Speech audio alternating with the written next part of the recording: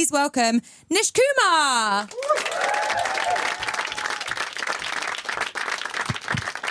Good evening, ladies and gentlemen. How are you? Are you all right?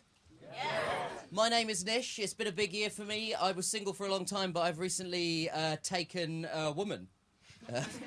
I'm almost certain that is not how you're supposed to phrase that.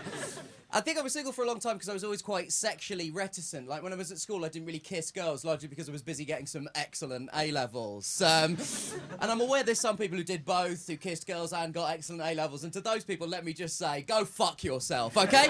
No one likes you, even your friends wish you were dead. Now, the part of the problem is if you don't try and kiss girls when you're at school, you don't make the mistakes that you need to make because, you know, that's how you learn and that's how you have an idea of what impresses women as an adult. So I've gone up with some bad ideas. Like, a couple of years ago, I got obsessed with the idea that I needed to be more mysterious, right? So I was like, more mysterious, then I'll be more attractive. Unfortunately, it turns out when I try to be mysterious, it comes off as threatening. I once said to a woman with no discernible trace of irony, "You have no idea what I'm capable of," which... Sometimes it's not even like I'm trying to chat up these women. Once I went to this pub and I saw this girl that I know, like I'm friends with, and I went up behind her and put my hands on her shoulders and went to kiss her on the cheek, and at this point I realised this was not a girl I knew. This was a girl who looked like a girl I knew. Now, that is a retrievable situation. All you have to do is say, "I do apologise, madam, I thought you were someone else. Have a nice day." What you must not do is have your hands on a woman's shoulders, be this close to her face, and when she turns around, just go, "Oh dear," because you have just scared a woman, ladies and gentlemen. And I think part of my shyness comes from the way that I learned about sex. Because I didn't learn about sex from a responsible adult, like a teacher or a parent. I learned about sex from wild rumours in the playground, okay? Things that other children were saying. And if you learn sex from other children, you're not going to learn good information. Until I was 11 years old, I thought a condom was a belt that had like a pouch on the front of it. Because no one was telling me otherwise. Imagine my horror when I saw one of these morose balloons lying on the floor of the park where we used to play football. I kicked it, and my friend Rishal Patel told me I had to hop home because that meant my shoe was pregnant, because that's the kind of misinformation that was going around. And it's still awkward with my parents now. Like, my parents and I don't talk about sex, which is fine. And now we're really getting to the thing that I want to talk about, spending time with your dad, okay? It's fine that my dad and I don't talk about sex with each other, apart from the fact that we like to go and see films together. My dad is into all the same cool films as me. It should be a really nice thing, right? The only problem with that is that as I've got older, we've gone to see increasingly adult films. I'm immediately regretting the use of the phrase adult films there. Like 15s and 8. I don't watch porn with my dad, okay?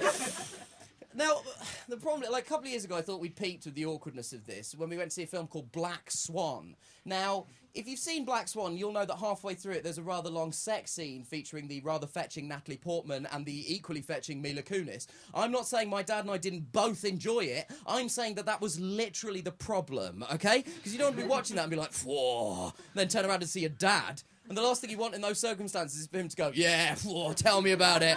That Kunis has really got your mother's eyes." No one wants that. So I thought we did that, and I thought that's the worst experience we're going to have. Until 3 months later, my father and I found ourselves going to a cinema to watch a film called Shame. Now, who in here has seen the film Shame? What, one person, just absolutely one person, and shame could not be a better word for the expression on your face right now. Did you see it with your parents? No. No, that is a wise decision. Basically, if you haven't seen Shame, it's about a man with a sex addiction, like a completely crippling sex addiction. And if I had to describe the sex scenes in it in one word, it would be loads. There is loads of sex in this film, and it's shot in loads of long, unbroken takes, so it never cuts away. It just keeps being sex. And I'm sat there watching this with my dad, and the whole week leading up to it, I knew what the film was about, so I was like, "There's no way I'm going to see this with you. It'll be far too much." And he said, "Nish, we're both adults, it'll be fine." "No, it'll be too much." "No, it'll be fine." "No, it'll be too much." "No, it'll be fine." Eventually, I gave in. As soon as the film ended, as soon as the end credits start rolling, my dad turns to me and goes, "That was far too much." And I said, "It was about a man with a sex addiction. What did you think was going to happen?" And he said, "I thought he'd get better." But that was, you know, I knew we were in for an awkward conversation at the end of the film because something happened, right? Something happened. About halfway through, there's a long sex scene featuring the main character who's played by the actor Michael Fassbender. Now, Michael Fassbender is a tremendous actor, with a tremendous penis, okay? It is absolutely... You can see it when his back's turned. It's unbelievable. And it's the first thing you see in the film, and as soon as I saw it, I was like, I am glad this film is not in 3D, because it's coming right at me. And in that film, I mean that in every sense of the word, okay? I mean, he can bend some serious fast with that thing, okay? So there's a sex scene, and it's him, and he's doing a sex. Okay, he's making some sweet old fuck, right? Okay, so he stood there and he's got. I'm trying to keep it friendly because it's radio, right? So he's out there and he's got the Fassbender. That's out. That's very much out and proud. And it's this and it's that and he's standing. And this is the direction of the sex. It's become like a weird weather forecast now. Oh, there was a sexual front wafting in from Michael's Fassbender. And he's firing it forward, and there's a lady in front of him. She is the recipient of the sex bowl, if you will, right? And she's there, and the sex is, and it's that one where it looks like it's gone up the bum. But whoops, it's in the vagina. Which I think we can all agree is a classic piece of sex, okay? And so that's the direction of sex. She has her hands on a floor-to-ceiling window, out of which there is a spectacular view of Manhattan. And it's just sex.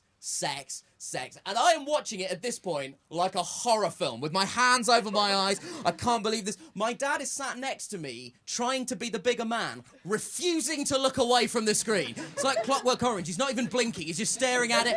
And it's just sex. It's just going on and on for 3, 4, 5 minutes. Eventually, my dad looked away and his shame levels started rising. And he's getting more and more uncomfortable. He's shifting in his seat. He sat next to his firstborn. Imagine what he's going through. It's just getting more and more awkward. His shame levels are rising. Eventually, it built to some kind of critical mass. He felt he had to say something, and he just turned to me and went, "I've been there." And all I could think in that moment was, I hope he means that part of New York, because he did, and he finished it off by going, ironically, it's the meatpacking district. So what I'm saying is, spending time with your dad can be overrated. My name is Nish Kumar. You've been delightful. Thank you very much. Good night.